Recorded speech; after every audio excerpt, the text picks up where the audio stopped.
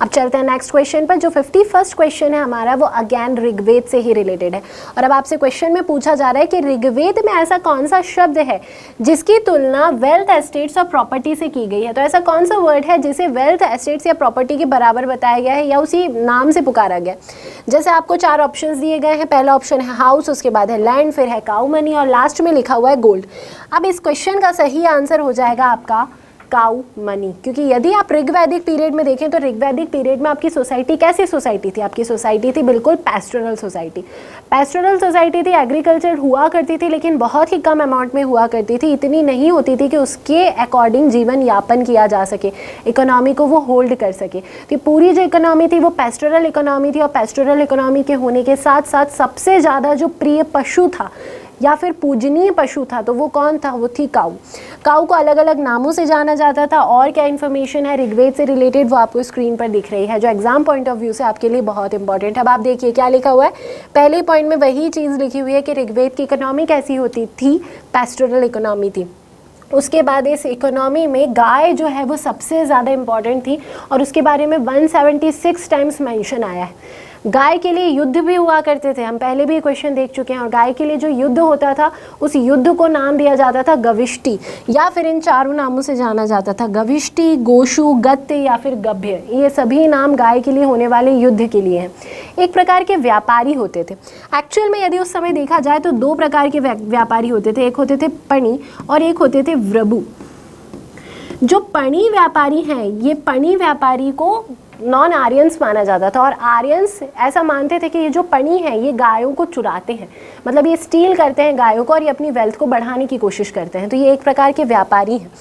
पणी जो है वो स्पेशली क्यों जाने जाते थे? गायों की चोरी के लिए माने जाते थे। और व्रबु जो है वो व्रबु बहुत ही अच्छे किस्म के जो व्यापारी थे, जो बहुत मोरल इथिकल वैल्यूज़ के साथ अपने व्यापार को बढ़ाते थे, उन्हें व्रबु कहा जाता था।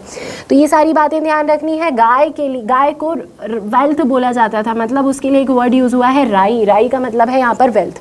और किन नामों से गाय को जाना जाता था? तो गाय को अघन्या कहा जाता था। अघन्या शब्द का अर्थ होता है जिसे मारा ना जा सके, जिसे आप मर्डर नहीं कर सकते उसको अघन्या बोलते हैं। तो गाय इतनी सेक्रेड हुआ करती थी। इसके अलावा इसे एक और नाम से जाना जाता था जो कि है अष्टकर्णी। तो ये दोनों नाम आप ज़रूर याद रखिएगा, क्या क्या? अघन्या और अष्टकर्णी। अष्टकर्णी शब्द का अर्थ क्या होता है? अष्टकर्णी शब्द का अर्थ होता है हैविंग पियर्स्ड ईयर्स और having the sign of 8 marked on the ear, मतलब कान पे जिसके 8 का निशान है या फिर जिसके कान छिदे हुए हैं, इसीलिए गाय को बोला जाता था अष्टकर्णी।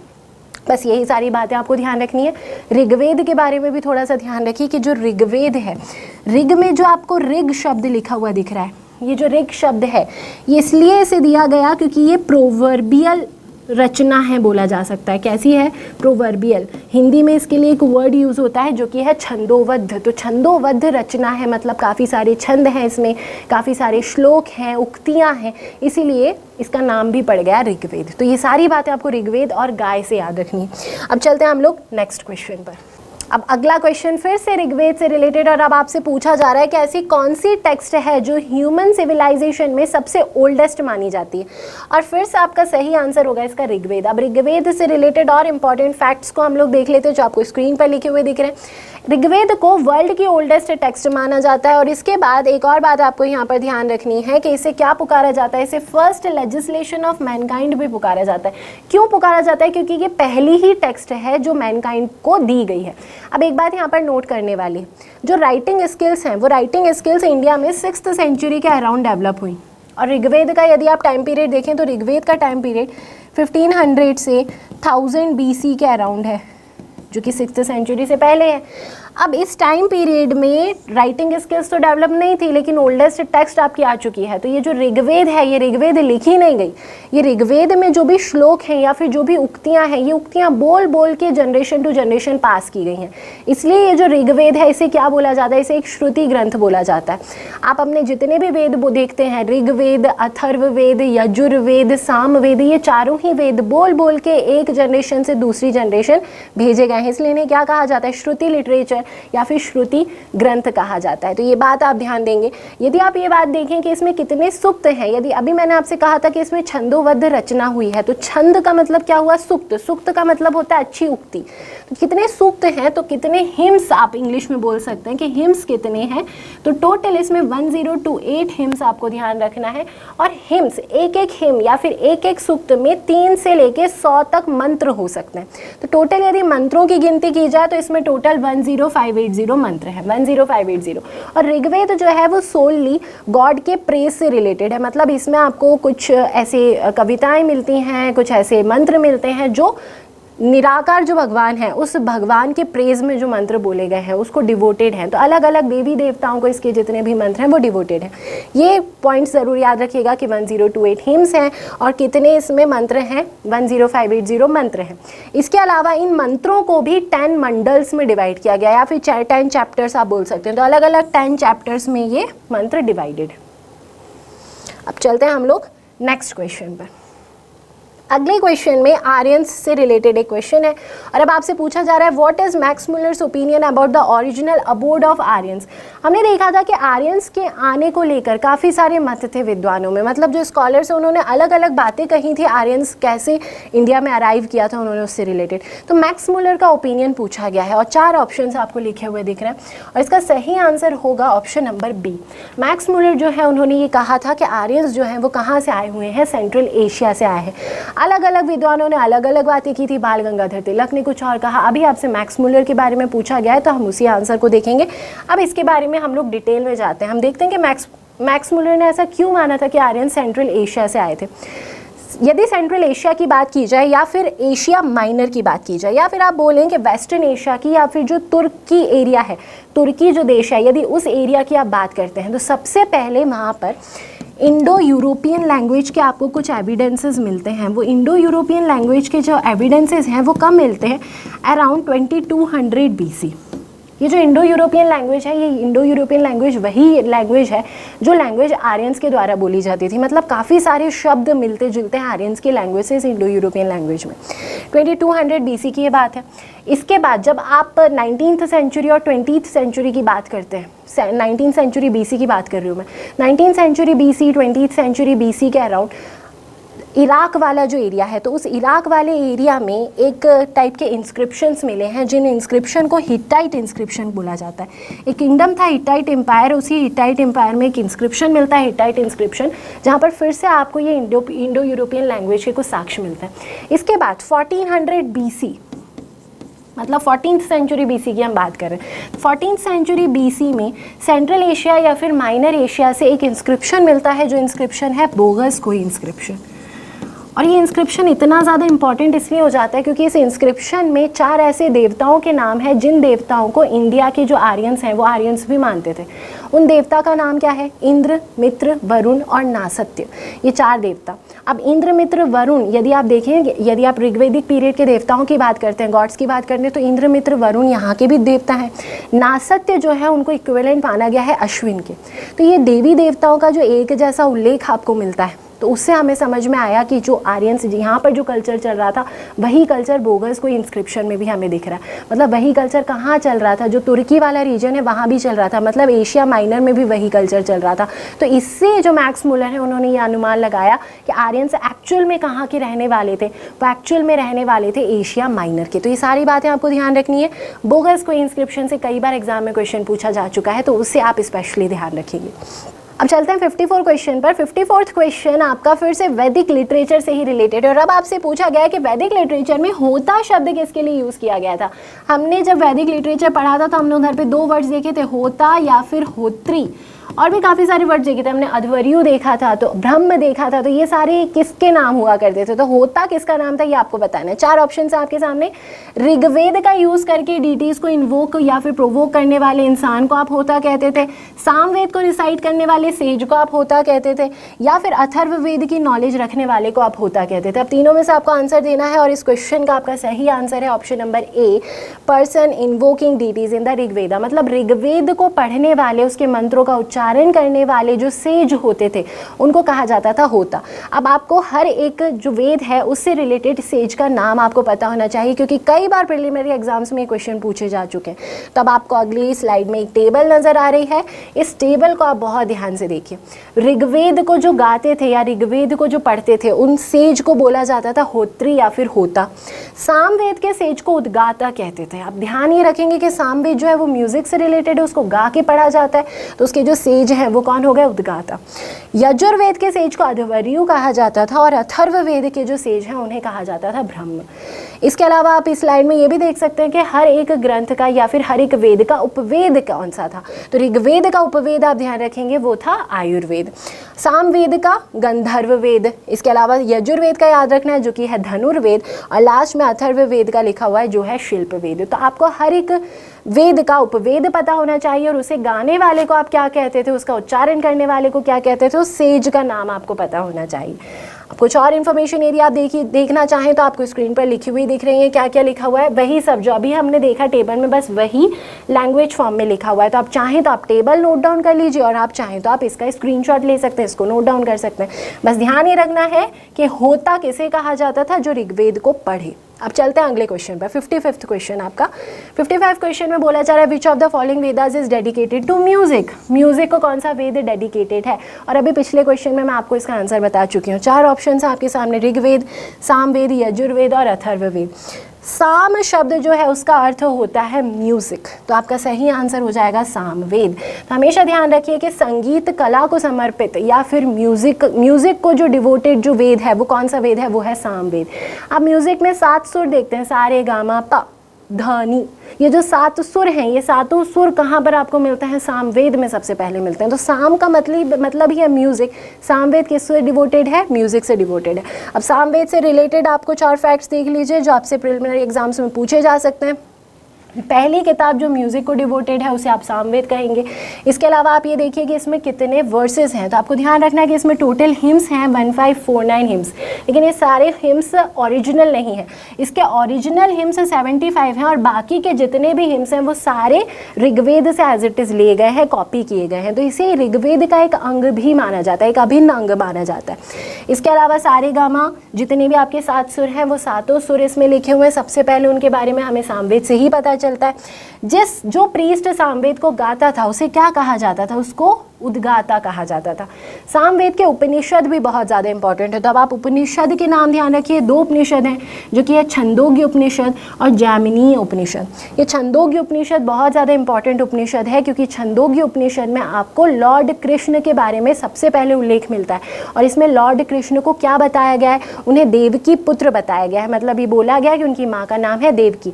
इसके अलावा लॉर्ड कृष्ण को शिष्य बताया गया है या फिर डिसाइपल बताया गया है कवि अंगिरस का। तो जो अंगिरस सेज थे उनका डिसाइपल लॉर्ड कृष्ण को बताया गया।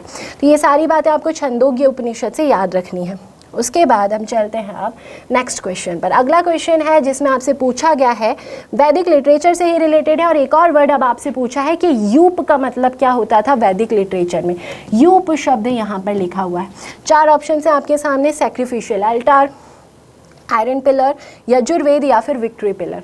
अब याद रखिएगा इसका सही आंसर है आपका option number A, sacrificial alter, या फिर आप उसे बोलेंगे याज्ञिक स्तंभ। एक्चुअल में यदि आप देखें तो जो वैदिक लिटरेचर है उस समय भगवान को प्रेज करने के लिए या फिर अपनी जो प्रेज है वो पहुंचाने के लिए, प्रेयर करने के लिए क्या किया जाता था? मंत्रों का उच्चारण किया जाता था, यज्ञ किए जाते थे। तो ये जो यज्ञ होते थे इन यज्ञों को सिर्फ बोल के भी किया जाता था, मतलब मंत्रों के उच्चारण के साथ भी किया जाता था और सेक्रीफाइस करके भी किया जाता था। तो काफ़ी प्रकार की बलि दी जाती थी उस समय।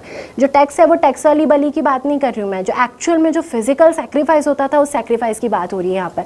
जो उस प्रकार का जो सेक्रीफाइस होता था तो उसमें एनिमल्स का भी सेक्रीफाइस होता था और ह्यूमन का भी सेक्रीफाइस होता था। अब ये उस टाइम का एक रिचुअल था कि जिस भी पशु की बलि देनी है या फिर सेक्रीफाइस करना है उसको एक खंबे से बांधा जाता था।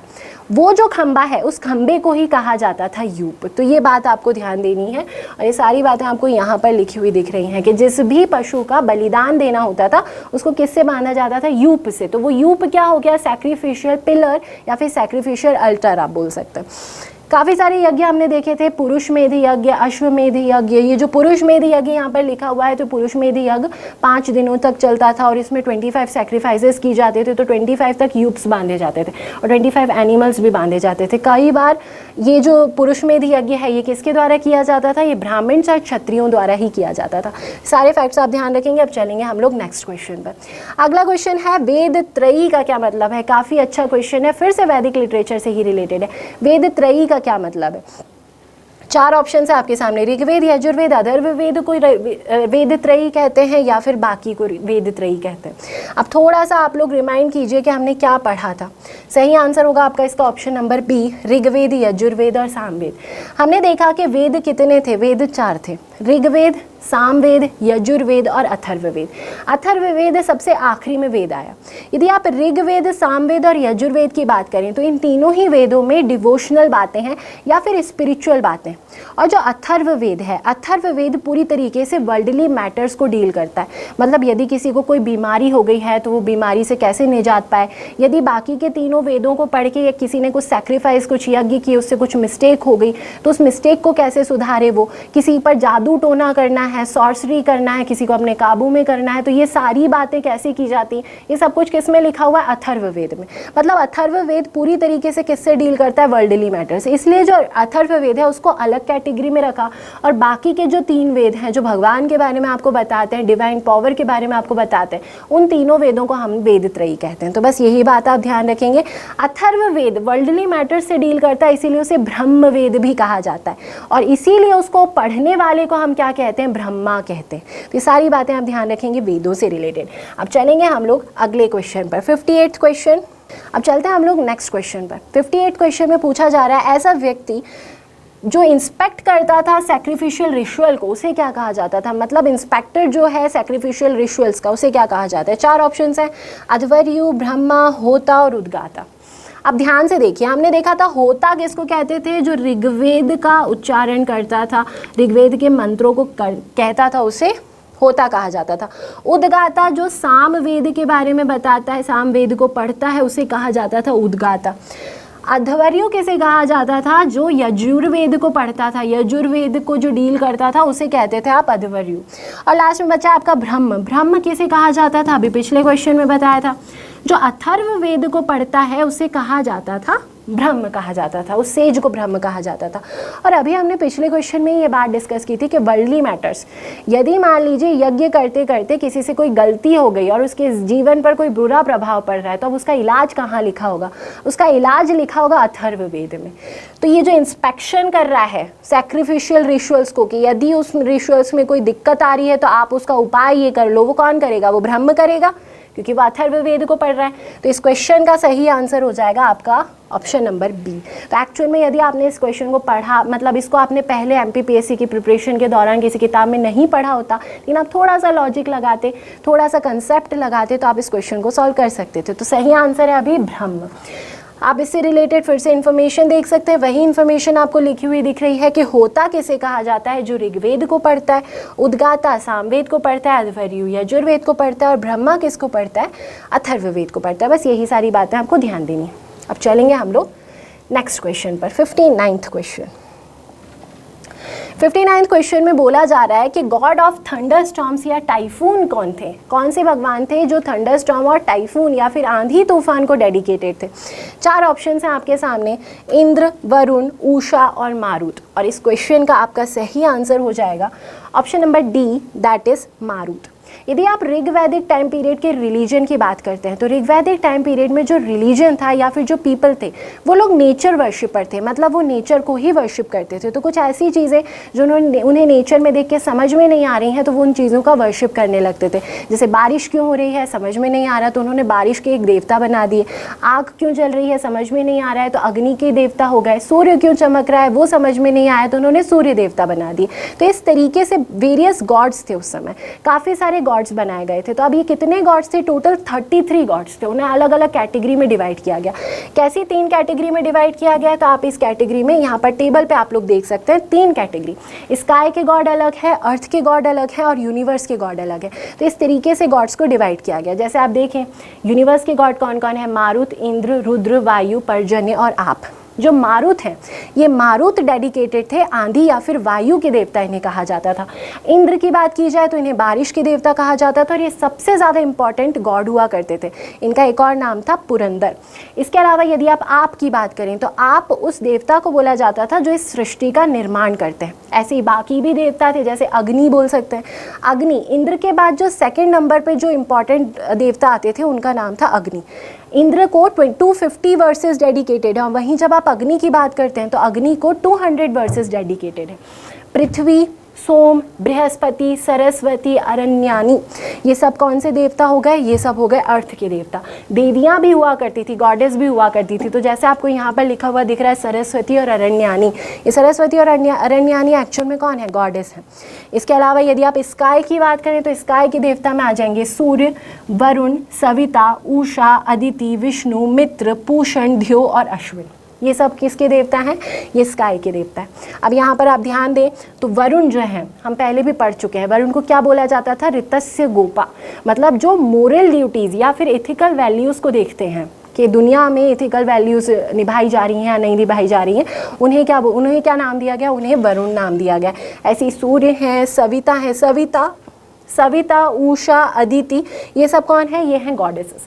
तो यही ध्यान रखिए कि 33 गॉड्स थे और आपको पता होना चाहिए कि कौन से गॉड किस काम से डेडिकेटेड है, किस काम को डेडिकेटेड है। अब नेक्स्ट क्वेश्चन वैदिक लिटरेचर से रिलेटेड है। वैदिक लिटरेचर ना आप कहें तो आप वैदिक टाइम पीरियड से रिलेटेड इस क्वेश्चन को मान सकते हैं। और अब आपसे पूछा गया क्वेश्चन में कि सेज याज्ञवल्क्य और गार्गी के बीच में जो संवाद है, जो डायलॉग है, वो कौन से उपनिषद या कौन सी वैदिक टेक्स्ट में आपको मिलता है?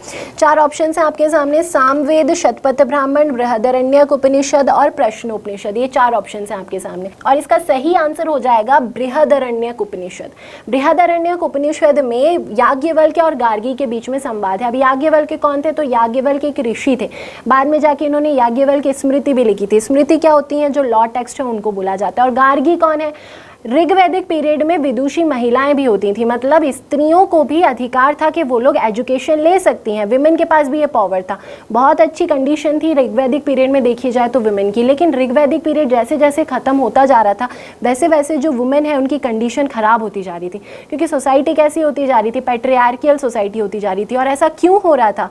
क्योंकि जो मेन ऑक्यूपेशन है वो मेन ऑक्यूपेशन एग्रीकल्चर हो रहा था और एग्रीकल्चर करने में बहुत ज़्यादा फिजिकल स्ट्रेंथ की ज़रूरत पड़ती है। आपको हल चलाना है, आपको खेत को जोतना है, तो इसमें फिजिकल स्ट्रेंथ की ज़रूरत है। और फिजिकल स्ट्रेंथ किस में ज़्यादा मानी जाती है? कि वो मैन में ज़्यादा फिजिकल स्ट्रेंथ होती है। तो मैन जो है वो पूरा फाइनेंशियल सिस्टम अपने कंधों पर उठाए हुए हैं, तो वुमेन की जो कंडीशन है वो बहुत ज़्यादा डिटीरियोरेट होती जा रही है। और ये कंडीशन डिटीरियोरेट आपको इस डायलॉग से भी समझ में आता है। आपको पहली बात तो ध्यान रखना है कि ये जो डायलॉग है, ये डायलॉग आपको कहाँ मिलता है? बृहदारण्यक उपनिषद में मिलता है। और ये जो फेमस डायलॉग है ये हुआ कहाँ था? राजा जनक का नाम आप सभी ने सुना है, तो रामायण के एक बहुत ही फेमस पात्र हैं जो कि हैं राजा जनक। राजा जनक के कोर्ट में बहस हो रही होती है, डिबेट हो रही होती है। तो उस डिबेट में याज्ञवल्क्य और गार्गी जो कि एक विदुषी हैं, उन दोनों के बीच में डिबेट हो रही होती है। अब याज्ञवल्क्य अपने आप को हारता हुआ महसूस करते हैं और जब वो हार रहे होते हैं तो वो अनाप शनाप कहना शुरू हो जाते हैं गार्गी को, ताकि गार्गी चुप हो जाए और गार्गी का जो नॉलेज है वो सबको पता ना चले। तो याज्ञवल्क्य यहाँ तक बोल देते हैं कि तुम चुप हो जाओ अन्यथा तुम्हारा सर तोड़ दिया जाएगा।